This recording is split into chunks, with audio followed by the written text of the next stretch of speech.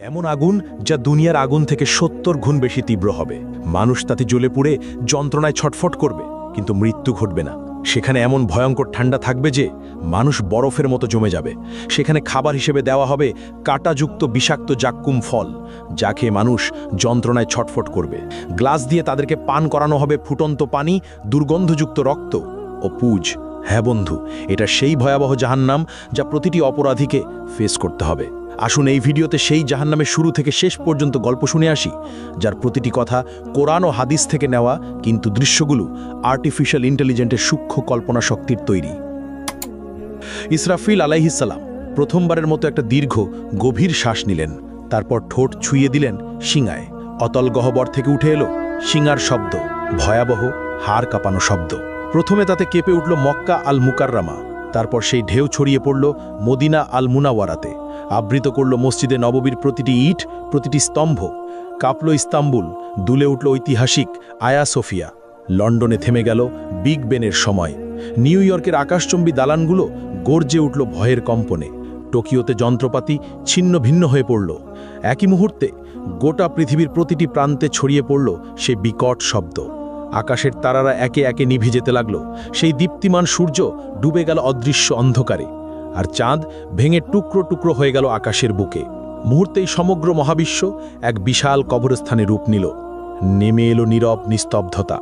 সবকিছু সম্পূর্ণ অন্ধকার, সবকিছু মৃত্যু কোলে ঢলে পড়েছে। সবকিছু আচ্ছাদিত হয়ে গেল, শুধু আল্লাহ অবশিষ্ট রইলেন। ঘোষণা আসলো, আজ কার জন্য রাজত্ব? কিন্তু কেউ উত্তর দিল না। কতক্ষণ স্থায়ী হলো এই ভয়াবহ নীরবতা? ৪০ বছর, নাকি ৪০ দিন, নাকি ৪০ ঘন্টা? কেউ জানে না, কারণ সময়ও থেমে গেছে, স্থানও বিলীন হয়ে গেছে। শুধু আল্লাহ জানেন এই অপেক্ষার দৈর্ঘ্য কত হবে। মৃতরা মিশে গেছে মাটির সঙ্গে, হাড়গুলো মিশে গেছে ধুলায়, চুলগুলো পচে গেছে, নখেরও অস্তিত্ব নেই। কিন্তু আত্মাগুলো এখনও অপেক্ষায় আছে। বারজাকের জগতে তারা অপেক্ষা করছে, কারোর জন্য কবরের শাস্তি, কারোর জন্য কবরের নেয়ামত। কিন্তু সবাই অপেক্ষায়। তারপর এলো সেই পবিত্র মুহূর্ত। দ্বিতীয় আদেশ প্রতিধ্বনিত হল, শিঙায় আবার ফু দাও ইসরাফিল। ফলে ইসরাফিল নিলেন দ্বিতীয়বার গভীর শ্বাস। কিন্তু এবার তা ভিন্ন, এবার তা জীবনের শ্বাস, এবার তা পুনরুত্থানের শ্বাস। ইসরাফিল দ্বিতীয়বারের মতো শিঙায় ফু দিলেন। শব্দ ছড়িয়ে গেল সর্বত্র। পৃথিবী ফেটে যেতে লাগলো প্রচণ্ড শব্দে। এক এক করে কবরগুলো খুলে গেল। ভেতর থেকে উঠল হাত, তারপর বাহু, তারপর মাথা। হাড়গুলো এক একে জোড়া লাগলো। মাংস জুড়ে গেল হাড়ের সঙ্গে, চুল গজিয়ে উঠল মাথায়, চোখ বসে গেল চোখের কোটরে। প্রতিটি মানুষ দাঁড়িয়ে গেল একে একে, ধুলো মাটিতে ঢাকা, অবাক, নগ্ন, ভীত আর কাঁপছে। তারা জিজ্ঞেস করল, কে আমাদের ঘুম থেকে জাগালো? তারপর তারা মনে করল সেই ভয়াবহ সত্য। তারা বলতে লাগলো, হায় আফসোস আমাদের, নবীগণ সত্য বলেছিলেন। এটাই সেই প্রতিশ্রুতি যা দয়াময় আল্লাহ দিয়েছেন। এই চিৎকার ছড়িয়ে পড়ল চারদিকে, প্রতিধ্বনিত হলো আর্তনাদ। কিন্তু এখন অনেক দেরি হয়ে গেছে। ভয়ঙ্কর ভয় বিরাজ করছে সবখানে। তারা পালানোর জায়গা খুঁজছেন, কিন্তু নেই। তারা লুকানোর জায়গা খুঁজছেন, কিন্তু তাও নেই। তারপর দূর থেকে ভেসে আসছে কণ্ঠস্বর। ফেরেশতাগণ বললেন, লাইন ধরো, সবাই হাসরের ময়দানে যাও। এই আদেশ শুনে মানুষ যেন পালহারা ভেড়ার পাল টেনে নেওয়া হচ্ছে একে একে, দলবদ্ধভাবে। কাঁপতে কাঁপতে হাঁটছে, শ্বাস আটকে যাচ্ছে, হৃৎপিণ্ড দ্রুত কাঁপছে। তারা ফিসফিস করছে, ইয়া রাব্বি, ইয়া রাব্বি। কিন্তু এখন অনেক দেরি হয়ে গেছে। যখন সুযোগ ছিল দুনিয়ায়, তখন তারা নামাজ পড়েনি, তখন তারা আল্লাহকে মনে রাখেনি। এখন মনে পড়ছে, কিন্তু খুব দেরি হয়ে গেছে। এদিকে হাসরের ময়দান পৃথিবীর মতো বিস্তৃত, বরং আরও প্রশস্ত। কোটি কোটি মানুষ, অসংখ্য প্রাণ একত্রে, আদম আলাইহিস সালাম থেকে শেষ নবজাতক পর্যন্ত সবাই এখানে উপস্থিত। অসংখ্য ভিড়, শ্বাস নেবার জায়গা নেই, চলাফেরার জায়গা নেই। মানুষ ভয়ে একে অপরকে চেপে ধরছে। সূর্যকে কাছে আনা হয়েছে, ঠিক মাথার উপরে, শুধু 1 মাইল দূরে। কি অসহ্য তাপ! শরীর থেকে ঘাম ঝরছে অবিরত। কেউ তাদের গোড়ালি পর্যন্ত ঘামে ডুবে আছে, এরা সামান্য পাপী। কেউ হাঁটু পর্যন্ত ডুবে আছে, এরা মাঝারি পাপী। কেউ কোমর পর্যন্ত ডুবে আছে, এরা অনেক পাপী। কেউ গলা পর্যন্ত ডুবে আছে, এরা মারাত্মক পাপী। কেউ ঘামের মধ্যে মুখ নাক ঢেকে আছে, এরা সবচেয়ে ভয়ঙ্কর পাপী। তারা ঘামে ডুবে যাচ্ছে কিন্তু মরতে পারছে না, কারণ মৃত্যু আর নেই। এই শাস্তির মধ্যেই সময় অতিবাহিত হচ্ছে, বছরের পর বছর কেটে যাচ্ছে, তবুও তারা দাঁড়িয়ে হাসরের ময়দানে। 1000 বছর গেল, 2000 বছর গেল, 3000 গেল, 5000 গেল, 10,000 গেল, এইভাবে 50,000 বছর চলে গেল। তবুও তারা অপেক্ষায়, তারা কাঁদছে, ইয়া রাব্বি, ইয়া রাব্বি, আমাদের বিচার শুরু করো না এখনই। এই অপেক্ষা শাস্তির চেয়েও কঠিন। আমাদেরকে জাহান্নামে নিক্ষেপ করো, কিন্তু তবু এই অপেক্ষা শেষ করো, আমরা আর পারছি না। কিন্তু আল্লাহ, যিনি ন্যায় বিচারক, তাদেরকে অপেক্ষায় রাখলেন, কারণ দুনিয়ায় তারা তার আদেশকে অপেক্ষায় রেখেছিল। তারা সালাত বিলম্ব করেছিল, তারা তওবা পিছিয়ে দিয়েছিল, আর আজ তারাই অপেক্ষায়।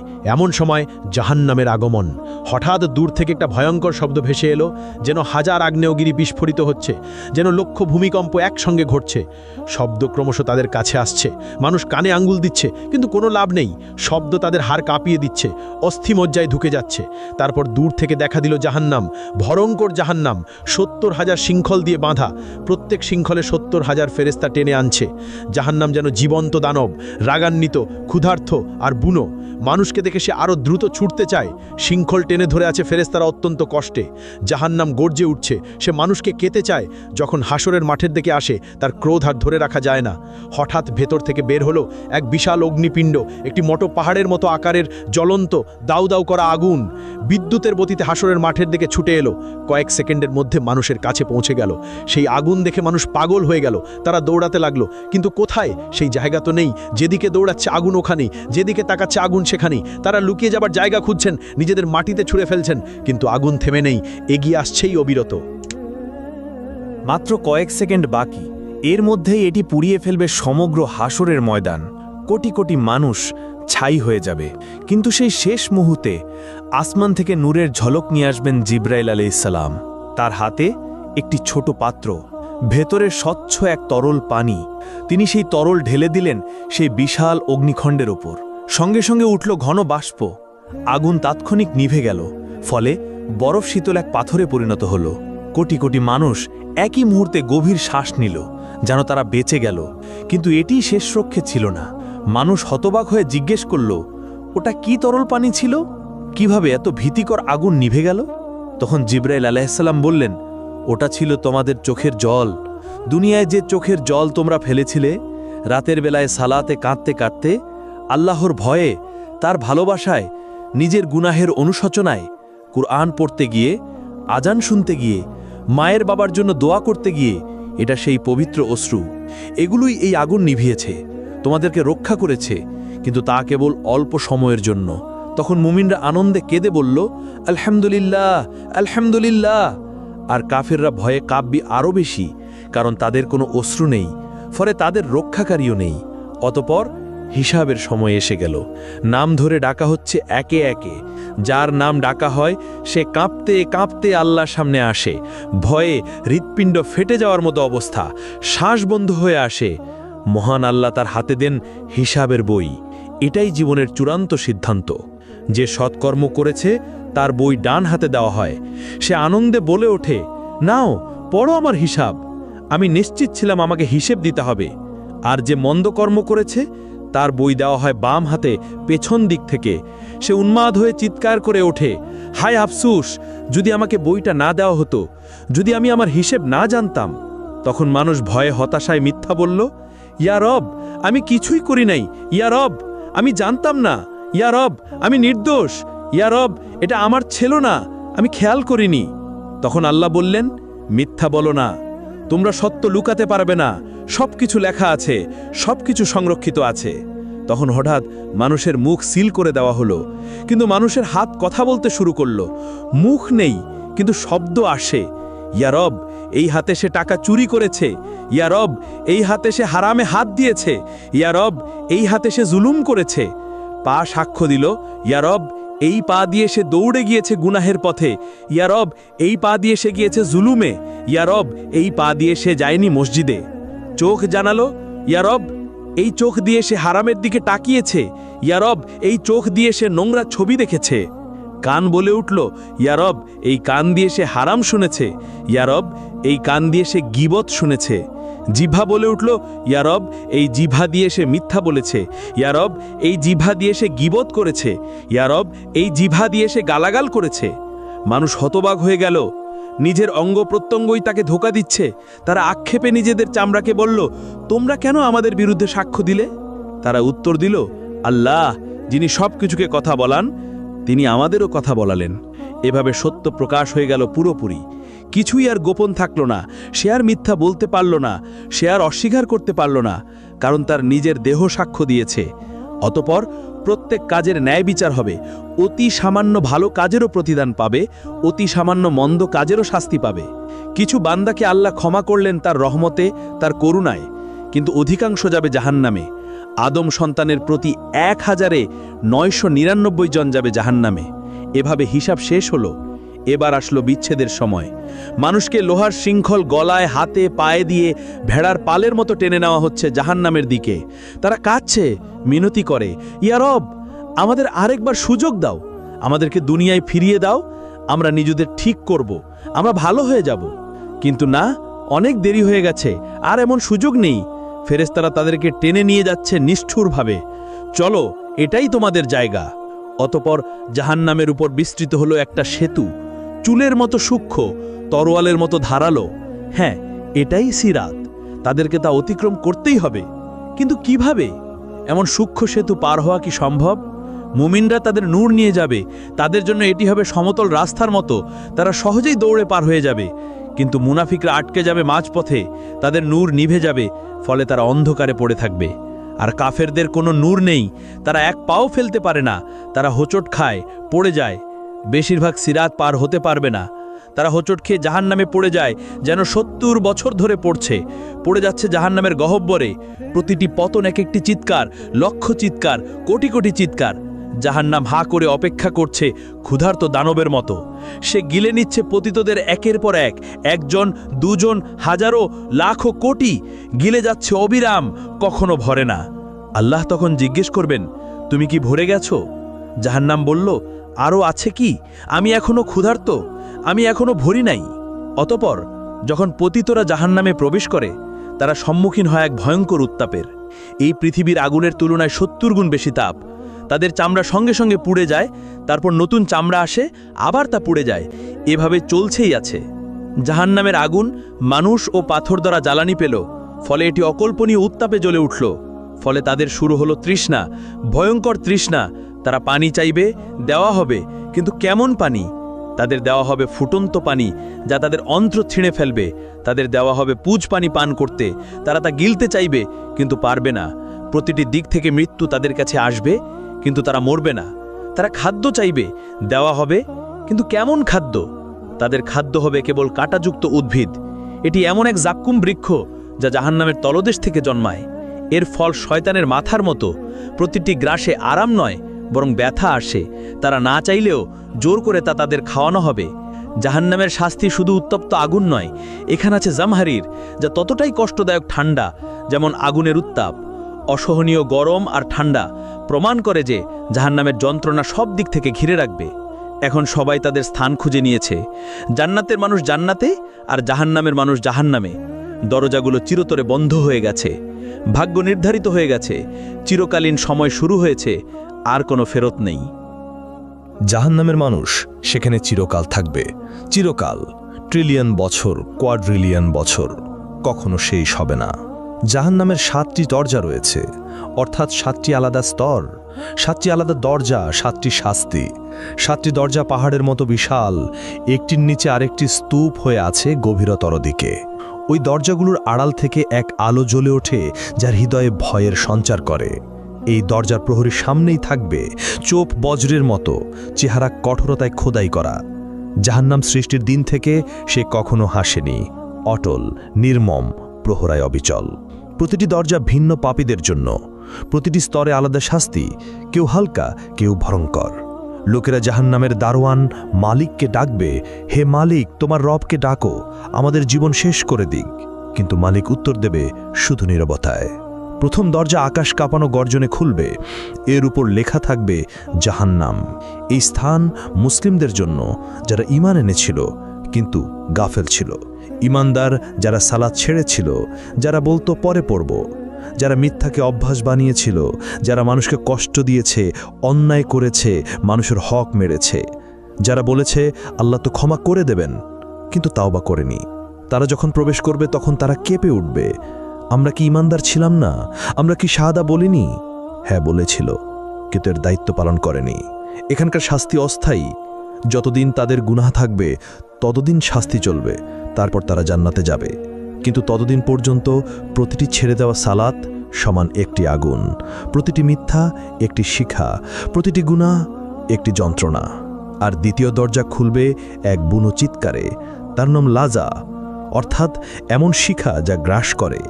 এই আগুন জীবন্ত, এটি যেন বুদ্ধি রাখে, শিকার খোঁজে।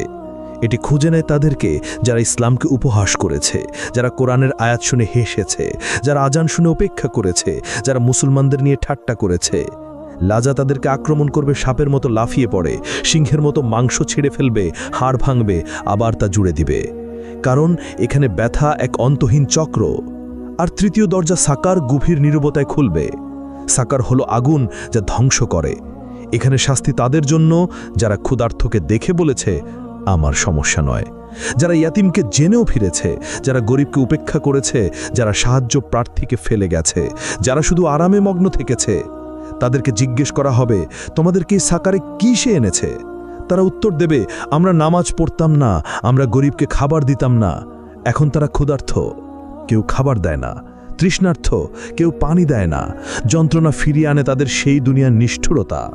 আর চতুর্থ দরজা হুতামা খুলবে এক ধাতব শব্দে। হুতামা এমন আগুন যার হৃদয় চূর্ণ করে। এখানে সোনা রূপাও আছে, কিন্তু কি ধরনের সোনা রূপা? সেখানে আছে আগুনে গলিত জ্বলন্ত সোনা রূপা।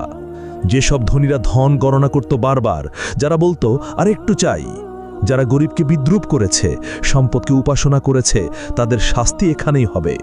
তাদের সোনা হবে গলায় শৃঙ্খল, রূপা হবে ইলোহার চাবুক। হুতামা শুধু শরীর পোড়ায় না, এটি হৃদয়কে আক্রমণ করে, লোভী হৃদয়কে, স্বার্থপর হৃদয়কে বারবার গলিয়ে আবার তৈরি করে, আবার গলিয়ে দেয় এক অন্তহীন যন্ত্রণা। আর পঞ্চম দরজা জাহিম খুলবে এক ক্রুদ্ধ গর্জনে। জাহিম হচ্ছে দাও দাও শিখার ভাটি। এখানে শাস্তি তাদের যারা অহংকারী, যারা দুর্বলদের উপর অত্যাচার করেছে, এমন শাসক যারা প্রজাদের জুলুম করেছে, এমন মালিক যারা শ্রমিকদের কষ্ট দিয়েছে, এমন স্বামী যারা স্ত্রীকে মেরেছে, এমন পিতা যারা সন্তানদের কষ্ট দিয়েছে, যারা মনে করেছে তাদের সিংহাসন আল্লাহর আরশের চেয়ে বড়।